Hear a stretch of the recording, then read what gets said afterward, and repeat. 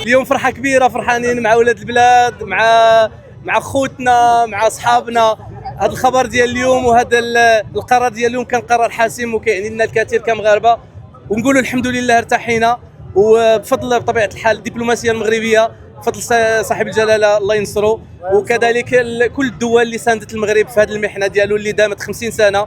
كنا نستناو صراحه هذا الفرج هذا، واخا حنا مغاربه كنا معتزين ومتاكدين 100% ان الصحراء مغربيه، ولكن هذا القرار جا باش يسد الافواه كاملين ويقول لهم باللي الصحراء مغربيه والمغرب متكامل من طنجه للقويره. وتبارك الله عليكم والله يديم عليها الفرحه ديالك في هذه اللحظه التاريخيه. شاركتها مع الاصدقاء ديالي، مع الاخ ديالي، مع العائله ديالي في التليفون.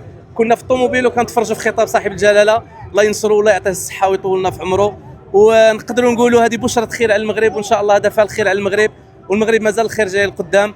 خاصنا نديروا الان جا الوقت باش نديروا يد في يد باش نبنيو المغرب احنا اولا كشعب، والباقي نخليو ان شاء الله الحكومه اللي عندنا فيها الثقه هي وصاحب الجلاله. العيون عينيه والساقيه الحمراء لي، والواد وادي يا سيدي، والواد وادي، والواد وادي يا سيدي، والواد وادي.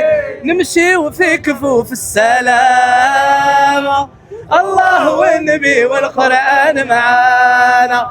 نمشيو في كفوف السلامه، الله والنبي والقرآن معانا. العيون عينية والساقية الحمراء لي، والواد وادي يا سيدي، والواد وادي، والواد وادي يا سيدي، والواد وادي. واحد جوج ثلاثة. الصحراء مغربية، الصحراء مغربية، سالينا. شكرا.